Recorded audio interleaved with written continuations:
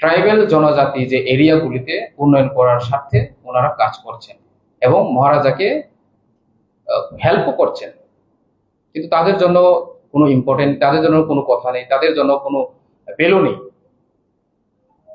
তো আজকে আমি মহারাজাকে আমি খারাপ বলছি না, মহারাজাকে আমি পছন্দ করি, মহারাজাকে আমি যথেষ্ট প্রেম করি, কিন্তু মহারাজার সাথে যে আজু বাজুতে যারা আছেন সেই লোকগুলি তো সঠিক না। ওরা মহারাজার নামে ওরা টাকা হাতিয়ে নিচ্ছে, মহারাজার নামে বর্তমান সিটিং এমএলএ এর মধ্যেই আছে আমার অম্পি এলাকা বিধানসভা কেন্দ্রের এমএলএ নিজস্ব কন্ট্রাক্টর থেকে টাকা হাতিয়ে নিচ্ছে, প্রমাণ আছে, কেস এসেছে, দিল্লি থেকে কেস এসেছে, এবং অনেকটি তথ্য প্রমাণ আছে যে এতগুলি করাপ্টেড নেতার মাঝখানে আমরা কিভাবে সার্ভাইভ করব। আমি জনগণকে প্রশ্ন করতে চাই, আপনারা কি করাপ্টেড নেতা চান নাকি স্বচ্ছ নেতা চান? আপনারা কি করাপ্টেড নেতাকে সুযোগ দিতে চান নাকি যে সত্যি সত্যি কাজ করে, যে সত্যি সত্যি কাজ করার লক্ষ্য নিয়ে ময়দানে নেমেছেন ওর সাথে আপনারা থাকতে চান? অম্পি এলাকাতে অনেক উন্নয়ন কাজ হয়েছে, সেটা আমি টিপ্রামথার এমডিসির হাসিয়াতে আমি করতে পারিনি। আমার বন্ধু অনেকজন আছে বিজেপিতে, অনেকজন অফিসার আছে, তাদের হেল্পে আমি অনেকগুলি কাজ করার ক্ষেত্রে আমি সম্ভব পেয়েছি। সন্তান এরিয়াতে 2024 বিধানসভা লোকসভা নির্বাচনে ভোট বয়কট করেছে, আপনারা সবাই জানেন, দিল্লি পর্যন্ত ভাইরাল হয়েছে। এই যে সন্তানের যে রাস্তা এখন হচ্ছে, কাজ হচ্ছে, আপনারা কি মনে করেন এটা তীব্রমতা কাজ করেছে? না, আমি নিজস্ব কাগজ নিয়ে দৌড়ঝাঁপ করেছিলাম সেই প্রজেক্টে নিয়ে, আমি প্রপোজাল পাঠিয়েছিলাম ডিএম এর মাধ্যমে এবং চিফ সেক্রেটারির অফিস পর্যন্ত আমি নিজে দৌড়ঝাঁপ করেছিলাম। সেই কাজটা ভোট বয়কট হওয়ার পরও স্যাংশন করে আজকে আমরা কাজ পেয়েছি, কাজ করার সুযোগ পেয়েছি, উন্নয়ন করার কাজ পেয়েছি। আজকে রাজ্যে বিজেপি সরকার বলতো আমাদেরকে ভোট দেয়নি, কেন আমরা কাজ করব, কেন ওই এলাকাতে আমরা উন্নয়ন করব, অথচ ওই এলাকা লোক ভোট বয়কট করেছে, কাউকে ভোট দেয়নি গত লোকসভা নির্বাচনে। কিন্তু আমি নিজস্ব এসে দৌড়ঝাঁপ করে রিকোয়েস্ট করে ওই কাজটা স্যাংশন করে আজকে এই কাজগুলি কন্টিনিউ চলছে। তো এটাই হলো যে আমি দেখতে পেলাম যে তীব্রমথা এবং বিজেপিতে কি তফাৎ। কিন্তু আমি বিশ্বাস করি তীব্রমথা থাকা এবং বিজেপিতে থাকা একই, কারণ তীব্রমথাতে আমাদের মহারাজা লিড করছেন এবং আমাদের বিজেপিতে রাজকুমারী আছেন, উনি বিজেপির এমপি আছেন। মহারাজের সাথে কাজ করেছি এবং এখন আমরা রাজকুমারীর সাথে কাজ করব এবং রাজ্যকে উন্নয়ন করার সাথে আমরা 100% আমরা কোঅপারেশন দেব এবং থাকবো, কাজ করার ক্ষেত্রে আমরা আছি।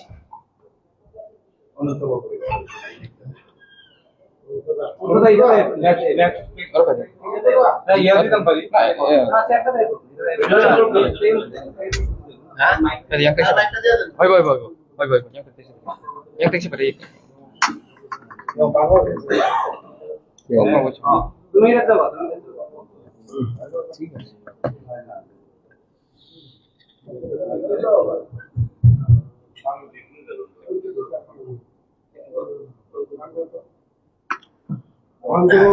দীর্ঘদিনে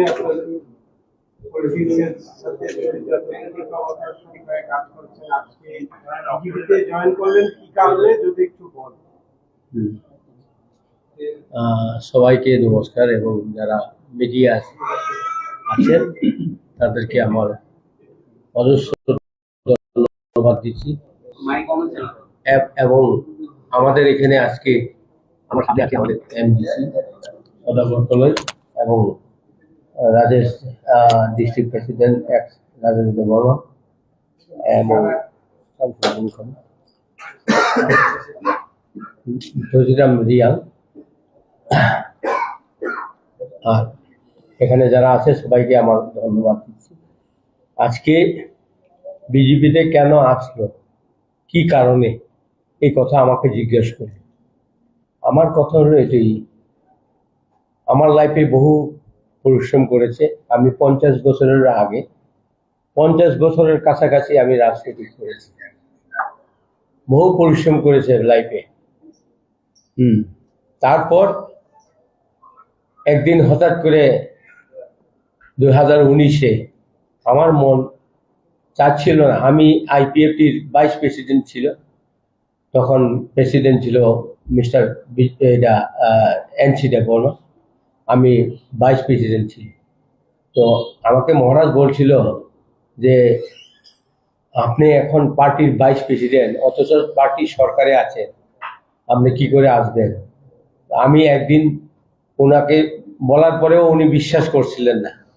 তখন আমি ওনার কাছে 8 তারিখে, যেদিন নির্বাচনের আগে 8 তারিখে যখন আমি আমার ডিজিগনেশন লেটার এনসিডব্লিউকে পাঠানো হয়, তারপরে মহারাজ আমাকে বিশ্বাস করলো। তারপরে মহারাজের বাড়িতে আমি 9 তারিখে প্রেস কনফারেন্স করেছে, কেন আমি আসলাম আইপিএফটি পার্টি ছেড়ে, এইগুলি আমাকে জিজ্ঞেস করলো।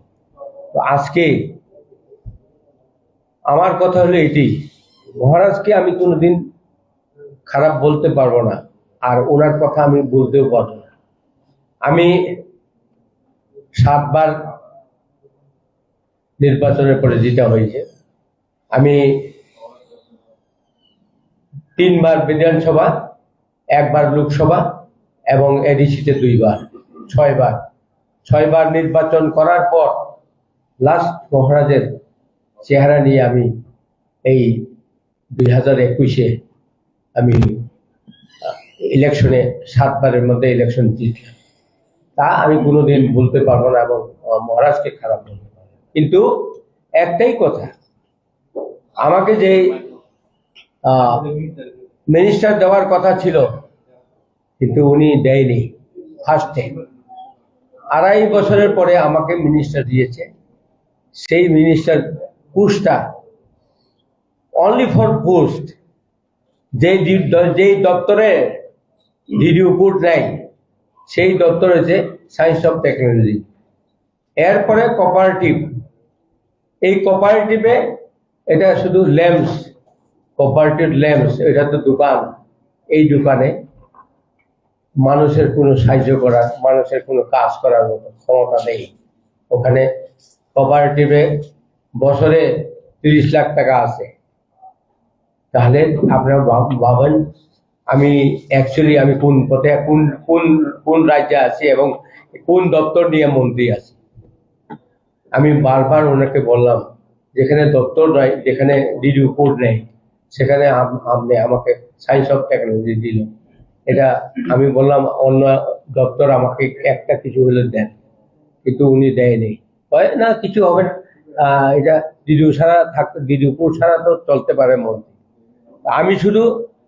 আমি কিছু বলে নাই, আমি জানি শুধু অনলি ফর গাড়ি পাই মন্ত্রী হইলাম, আর কেউ নাই। কিন্তু পার্টির মধ্যে সবচেয়ে সিনিয়র আমি। হ্যাঁ, আজকে 76 ইয়ার্স, 50 বছরের আগে আমি রাজনীতি করেছি। এবং একদিন আমি আন্ডারগ্রাউন্ডে 8 বছর ছিলাম, তখন কিন্তু 3টা এসটি সিট এনেছিল। এটা সবাই জানে, ত্রিপুরা রাজ্য না ভারতবর্ষের লোক সবাই জানে। 3টা এসটি সিট চুক্তি করে দিল্লিতে নিয়েছে। তারপরে আমি মহারাজকে বললাম, মহারাজ আমাকে যেভাবে ভালো একটা দপ্তর দেওয়া যাবে, কিন্তু উনি আর আমাকে দেয়নি। তো আমি মনে মনে ভাবি যে আমি কি ঠিকই আমার মা বাবা নেই এরকম আমি নিজে ভাবছিলাম, যে কিন্তু মহারাজকে যা বিশ্বাস করলাম সেই বিশ্বাসেই আছি। কিন্তু সেই কারণে লাস্ট মোমেন্টে, যেদিন 2 মাস পরে ইলেকশন হবে, 2 মাস আগে আমি ওনাকে আমার কতটা ডিপার্টমেন্টের এই আমি প্রজেক্ট বানানো পাঠানো হয়েছে, স্টেট গভর্নমেন্ট, সেন্ট্রাল গভর্নমেন্ট, এটা কিন্তু আর আসে নাই। আমি কোনোদিন আমাদের ফাইলে কোনোদিন সই করতে পারি নাই, কেননা আমার যেখানে দপ্তর আছে এখানে তো ফাইল যাওয়ার কোনো কথাই নাই। হ্যাঁ, ল্যাম্পসে তো দোকানটা এটা বিজনেস করে। হ্যাঁ, এখানে কি ফাইল থাকবে? আর যেখানে ডিডিউ কোড নেই সেখানে সায়েন্স অফ টেকনোলজিতে আমাকে দিয়েছে। আমি বারবার বললাম মহারাজ এভাবে কি করে হয়, ওনাকে বলার পরেও উনি আমাকে দেয়নি। লাস্ট 3 মাস আগে, নির্বাচনের ঘোষণার 3 মাস আগে আমি আমার সিইও এবং সিএম এর চেম্বারে কথা বললাম যে আমাকেও একটা কিছু, এতদিন আমি এই 2.5 বছর মন্ত্রী হলাম, শুধু একমাত্র এমডিসি ফান্ড দিয়েই চললাম, কিন্তু আমার দপ্তরের কাজটা আমি একটাও পাইলাম না। আমি বললাম 3 কোটি টাকার একটা প্রজেক্ট করা আছে। আচ্ছা ঠিক আছে, আমি যে প্রজেক্ট করেছে এই প্রজেক্টে তারা টাকা দিতে রাজি না। তারপরে আমিও মানলাম ঠিকই আর হবে না, এই কথা নিয়ে আমি সমাপ্তি করলাম।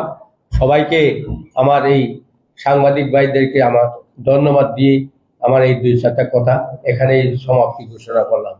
ধন্যবাদ সবাইকে। আর কিছুক্ষণের মধ্যেই মাননীয় মুখ্যমন্ত্রী, প্রদেশ সভাপতি সহ অন্যান্য নেতৃবৃন্দ আসবেন এবং প্রার্থীপদ ঘোষণা দেবেন। এতক্ষণ ধৈর্য ধরে থাকার জন্য আপনাদের কাছে কৃতজ্ঞ। প্রদেশ বিজেপির